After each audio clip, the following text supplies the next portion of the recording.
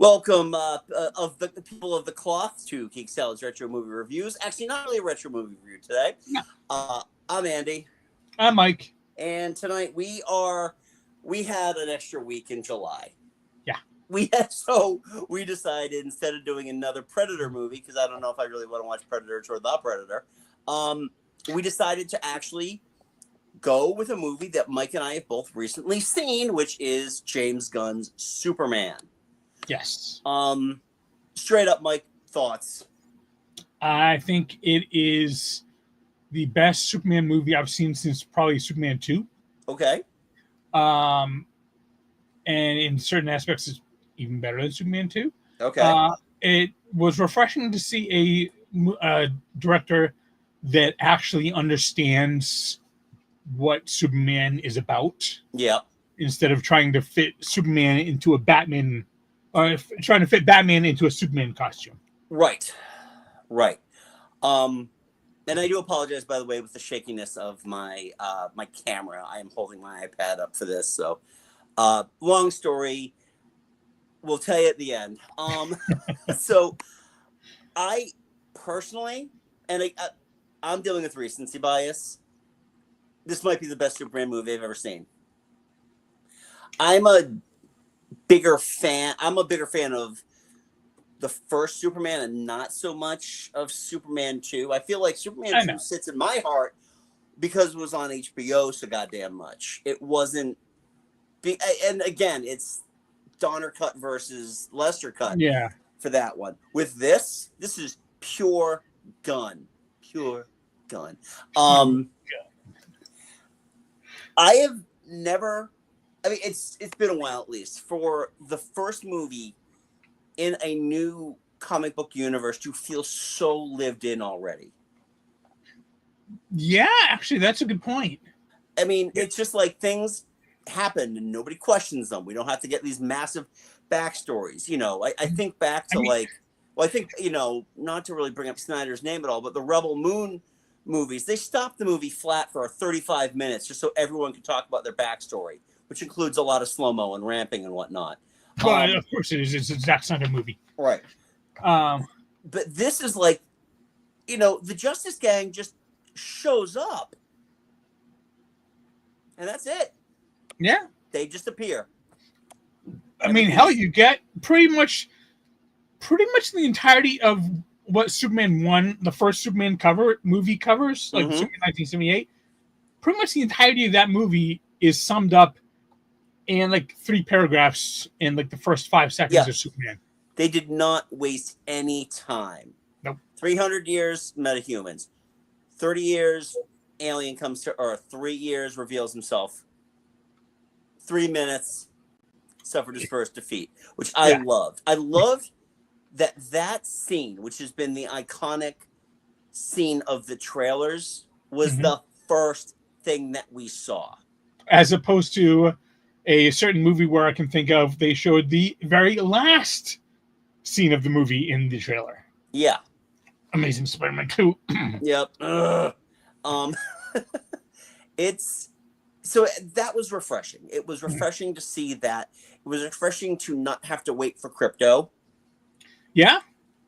Yeah, straight off the bat.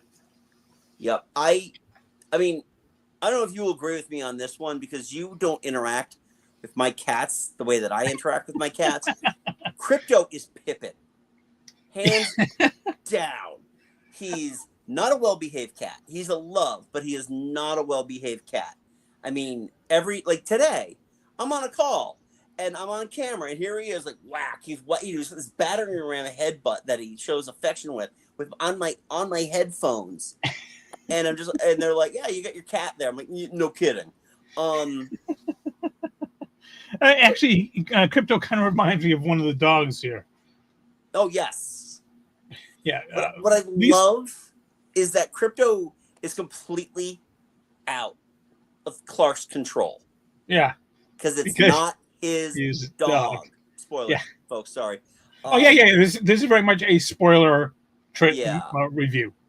Yeah. The reveal that not only is it Kara's dog, But the fact that she is just a lousy pet owner to begin with, not abusive, just doesn't care. The dog gets free reign.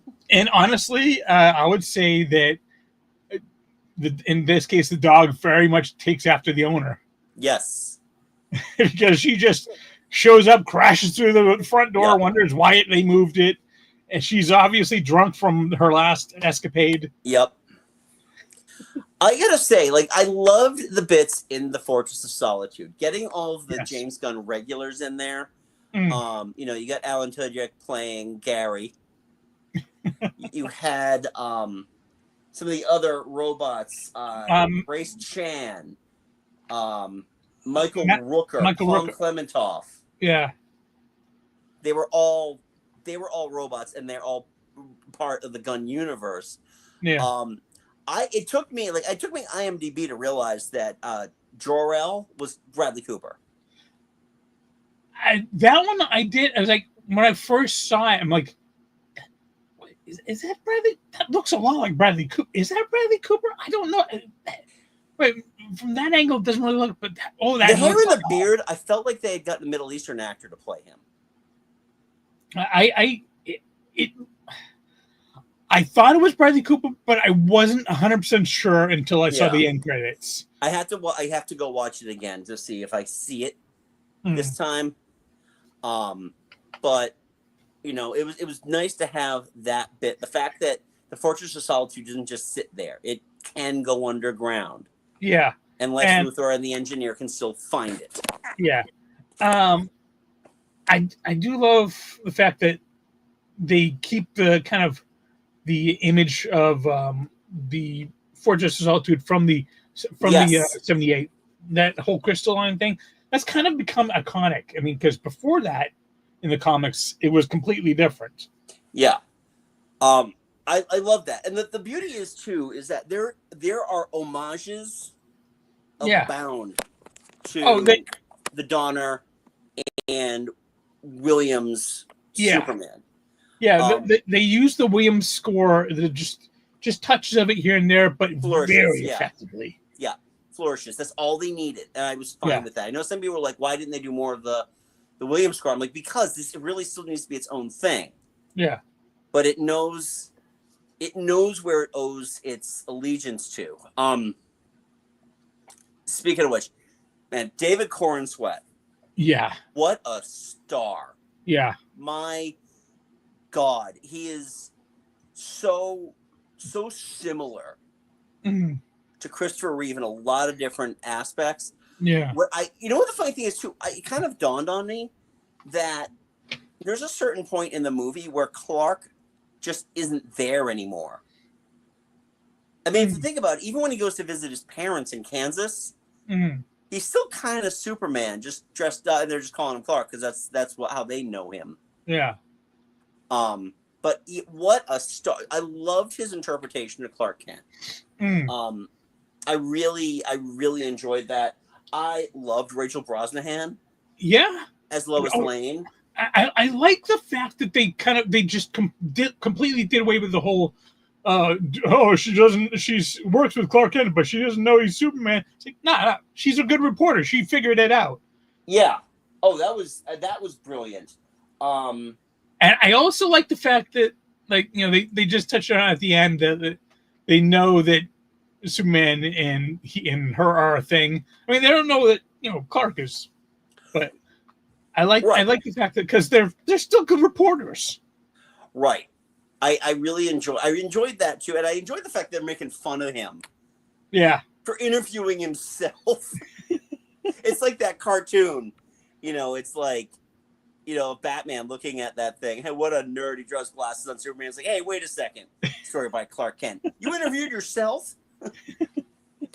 And you know what? I like the fact that when the whole interview scene, like, first off, she calls him. I was like, you know, kind of interviewing herself. That's kind of a conflict of interest right there. Yeah. And then she actually puts him through the ringer as a good reporter would, asking him tough questions. And he's just like, you know, I was trying to do the right thing. He's like, and she's like, yeah, but your interpretation of the right thing isn't everybody's interpretation of the right thing. Exactly. And that's kind of the cool thing too, is that the journalistic integrity is truly brought into this. And Yeah. something that, to make it timely, journalistic integrity is almost dead. Yeah. There's a lot of timeliness in this movie that, because this started filming over 2 years ago. Yeah. Completely coincidental. Yeah. But A multi-billionaire who's obsessed with kicking out immigrants. Yep. And who is willing to destroy the world in order to make himself look better. Right. I The mean, fact that he's also like a tech, like he's got like this weird like tech followers. Yeah. Which they mentioned in that. The conflict between two neighboring nations. And keep in mind too, I just want to point this out, that James Gunn, those scripts are written before they go into production. That is like a big thing that James Gunn does. He does not, like, I know with a lot of the MCU stuff, it's kind of like it's written by committee, and you could go in to begin filming and not have a completed script yet. James Gunn is very much, I have to see the ending of this. Yeah. So in order to get to that, I can almost guarantee this script was fully written and locked in probably 3 years ago. Probably, yeah, at least 3 years ago in 2022. Yeah. But getting back to this cast, Skylar Gisondo as Jimmy Olsen. Oh, yes. It's refreshing to see a Jimmy Olsen that doesn't get shot in the head in the first 3 seconds of his appearance. And then you have to lean over to me and go, by the way, that was Jimmy Olsen. I'm like, you're fucking kidding me. Yeah. Honestly, I would say if I had one like real kind of my largest gripe about this, is I really didn't like how Jimmy was treating Eve. I got it. I thought it was funny, but I really felt bad for Eve because like she really put herself on the line for it, and he was like, "Okay, yeah, I kind of like you. I'll go out with you. I don't really want to, but I will." She just went into an alternate dimensional prison for you. Here's the thing about this Jimmy Olsen. What I actually enjoy is the fact that he is an awkward human being who has got like this weird, like animal magnetism that women are drawn to him. And he knows that. And so it kind of, I'm not saying I excuse it, but it gives him license to be like, really kind of wishy-washy with it, making any type of commitment. And because he's still young, not seeing the sacrifice that someone like Eve is making. I just kind of wish. Can I tell you how much I love the fact that like Lex, like, is throwing his exes who say bad things about him online into an extra dimensional prison? See, that doesn't happen. Nope. I just kind of wish that maybe like at the very end when like she gets out and she like is running up to him. Yeah. I kind of wish he would have actually been a little bit more genuinely happy to see her. Yeah. I think it's just it's the folly of youth, I think. Yeah, I hope they kind of like they add a little tweaks to it in like a sequel. Well, knowing now that we will get a sequel at some point, or we'll see Jimmy Olsen in another movie. We'll see how that happens. I will admit I loved Eve Texmacher in this movie. Just pulling up names, I can't remember everybody. Sarah Selfies everywhere. Yeah. She was excellent. Yeah, that was great too. The fact that she is inadvertently like getting all these images because all she's doing is selfies. We haven't even talked about Nicholas Hoult yet. Hands down, I think, other than Crypto, probably the MVP of this entire movie, because he does the one thing that nobody who's ever filmed a Superman movie has ever done. Not make him charming, not make him likable. He is evil. He is self-centered, and he is evil. As much as I love Gene Hackman's portrayal, he's still trying to be witty, and he's still trying to be charming. And whatever the hell Jesse Eisenberg was doing. just get a jar of piss. That's all we need. He is probably Nicholas Hoult was probably my second favorite Lex Luthor. Okay. behind the animated Clancy Brown. Okay. See, when I'm very much I only compare the live actions. See, if you just go live action, yes, I think he's my favorite. Yeah. But I thought the animated series, I Yeah. think they really nailed. Yeah, especially with I Clancy Brown. agree with that. I just think again, for me, it's more like, and I know voice acting is hard, but you have so many opportunities to do it versus a 2-hour movie. Yeah. Oh, speaking of which, a 2-hour movie. Who'd have thunk?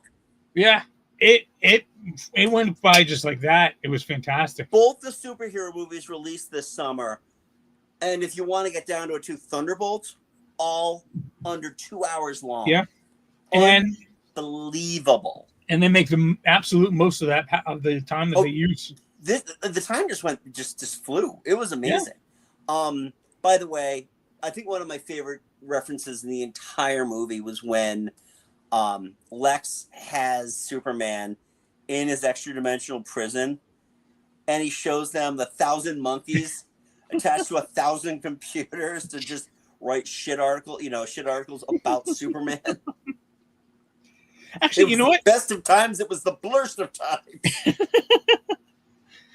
Speaking of the extra dimensional prison, though, what they did with Metamorpho was phenomenal. They made him look. By the way, he just looked amazing. Yeah, but not only that, but just when at first he was like, I got to do what he says, but as soon as Lex kills that guy, he was like, this is getting way out of hand. Yeah, I don't like what I'm having to do right here. Yeah, and you could see the conflict in him. It was phenomenal. I thought that was great. He's a really good actor, by the way. I've seen him in a lot of stuff. He was on Barry.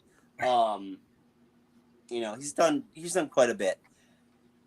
Let's move over to the Justice Gang, because my God. So we're about 3 years removed from Black Adam now. Okay. Yeah. Where they tried to introduce the Justice Society, and they failed horrifically with it because they didn't make anybody seem interesting. Everybody had to have a backstory. Everybody had to have these giant pieces of exposition. Meanwhile, here comes Nathan Fillion as Guy Gardner, just using his power ring. Dude, and I think the best moment that completely exemplified his character is when he was just destroying all those tanks with a bunch of just flipping the bird to each and every one of them. Is Superman coming? Don't worry, you got an upgrade. His conversation with Lois, where he is revealing everything about the hypno glasses. Like, how do you know that I know that he's Clark? Oh, it's like, he'd be comfortable with it. We're of the cloth, which is one of my favorite lines of this movie. And how he keeps pushing up. Oh, we're the Justice Gang. We didn't agree to that name. Yeah, and then Metamorpho loves it. So that's why he's in the game. I love that too. It's like, no, I can't do that. It's against my code. Well, your haircut should be against that code. Hawkgirl was fantastic. I loved Hawkgirl, but she's one that I would love to see them try and do more with, because I think that she was kind of the weakest link, mainly because they didn't give her enough. Right. They didn't give her enough, but I thought they gave Mr. Terrific plenty to do. I am so happy to see that actor, whose name is escaping me right now, redeemed. Yes. After being the black guy dies first in X-Men First Class. Yeah. You have his name? Huh? You got it? I do not have it. Dang it. I'll get it right here somewhere. I got it. We got it here.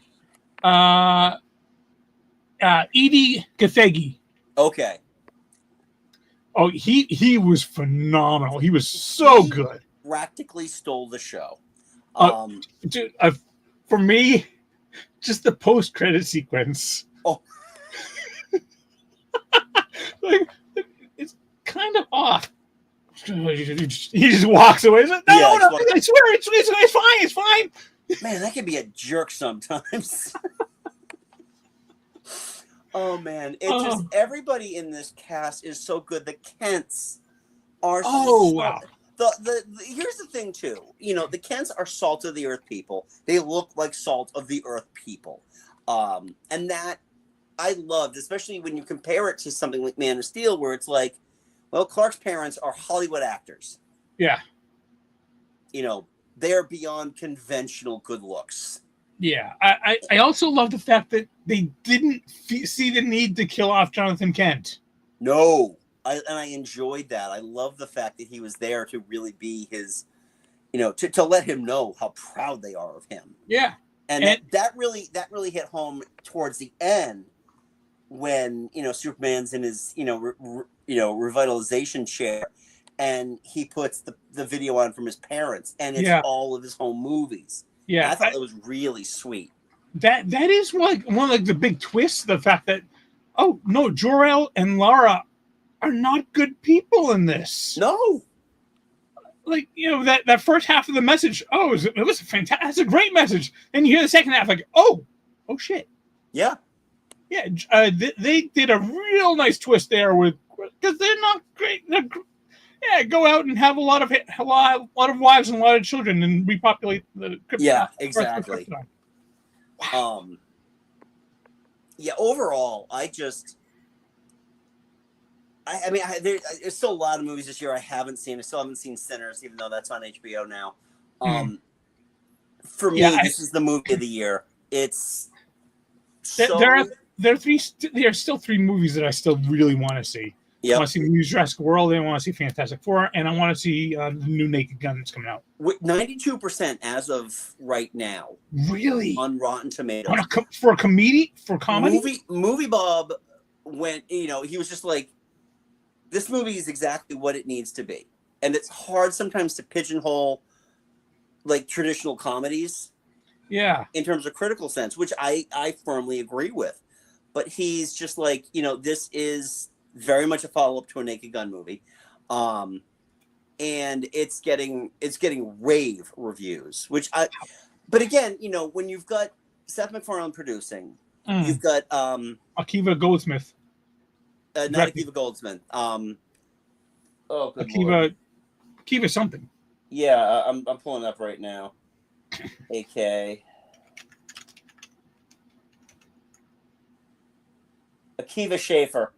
That's it, yes. Yeah, Akiva from The Lonely Island is directing this. And you got Liam Neeson, who is, especially with his work with MacFarlane, he's comic gold.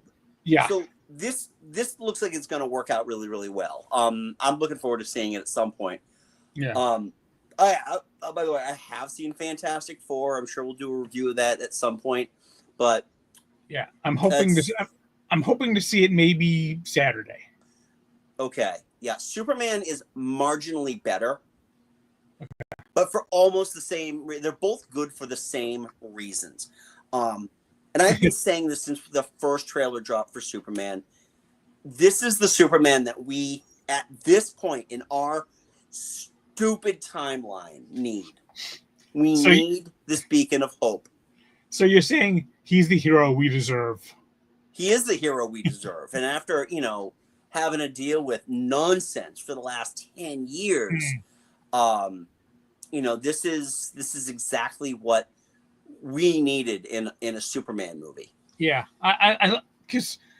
what people don't seem to understand is that like Batman is his normal identity. Bruce Wayne is his mask. That's not the case with Superman. Superman is the mask. Clark Kent is the person. Yeah, it's who the Kents raised. Yeah.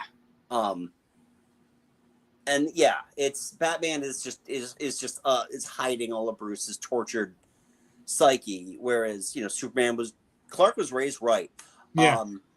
I just love that scene towards the end though, and it's like, how long have they been hooking up? Oh, about 3 months. I mean, it's like the Spider-Man kiss, upside down kiss. Yep. If you don't have him float in the air and twist around. I really enjoyed that. Yeah. there's a lot of cool stuff that I love too. And one of the things that I really loved about this movie, because James Gunn is a huge music nerd, is the, you know, kindness and goodness is so punk rock right now. And it's true. It really is true right now. It's like, you know, you're being rebellious by being good. Although I can't say enough about that. That is probably another thing I wasn't big on is the soundtrack for Guardians of the Galaxy I thought was phenomenal. Right. The soundtrack for this one, fine. It's a different. Honestly, it's a different thing. It's not. This was original. This is almost all original music. Whereas Guardians is a collection of stuff that Quill has been collecting over the course of 3 movies and a Christmas special. Yeah, the music for this one, the songs, I mean, the score I thought was phenomenal. The actual music soundtrack was like, it's just not music for my taste. That's fair. That's absolutely fair. I enjoyed it. I enjoyed listening to the soundtrack. I was like, James and I went to go see this, and I was so happy that he got to watch that, because he and I walked out, and I'm just like, this is what I needed. This is what we needed, and especially for Superman. It's like it finally, and you will see all these think pieces now about how James Gunn got it right, because this is, if you could throw a Nazi in there, he would totally punch him. Bring the KKK in, because he would take them down too. It's just. It does make me really excited for what they've got coming up, especially Supergirl, Woman of Tomorrow, because sorry, it's just Supergirl now. Yep. But I've always loved Superman more than Batman. Yep. I've always loved Supergirl more than Superman. So it's going to be interesting. I'm interested in seeing how they handle Lobo, because I can't stand Lobo. As a character, I cannot stand Lobo. So, but I mean, people complain that when they cast Benedict Cumberbatch as Doctor Strange, it was like, that's a safe casting. Yeah, but it's also the right casting. Yeah, no, it was the right casting, and I think that Jason Momoa playing Lobo is perfect. It's just that Lobo came around when it was like edgelordy to really dig Lobo. You know what I mean? It was, but I don't. I'm really looking forward to it. I don't even know. I don't even know how much he's going to be in this. This might be something where you see him and maybe he has a few lines. They introduce him for a bigger role later. But I'll tell you straight up though, I am so looking forward to Peacemaker, because the trailers for Peacemaker have the Justice Gang in there, which is great that Peacemaker made an appearance. Yeah, on Lee and Black show, which I thought was really cool. Oh, also the Hall of Justice. Meanwhile, and the quick cameo by Sean Gunn. Yes, as Maxwell Lord, which is fine. Yeah, it's just like his cameo in the Suicide Squad, where he played not Polka Dot Man, Calendar Man. Okay, I still haven't. Seconds. I still haven't seen the Suicide Squad, but that's why also why I still haven't seen Peacemaker. Okay, Peacemaker's so good. I know. But no, seriously, so we can wrap this up and get a drink before our big announcement. I adore this movie. I can't wait to watch it again and again and again and again.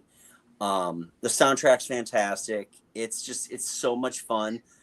And I also do think they're low-key setting up for Bizarro.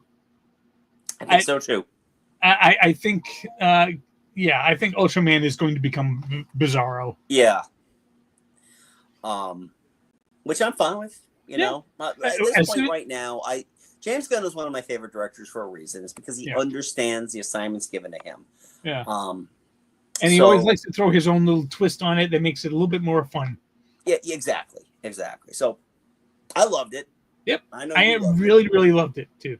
So now we want to know what you thought of it. Leave a polite comment below. Let us know where this ranks in your list of Superman movies. Also, don't forget, hit the subscribe button because we do this every week and then some, and give it a big thumbs up. Helps us in the algorithm.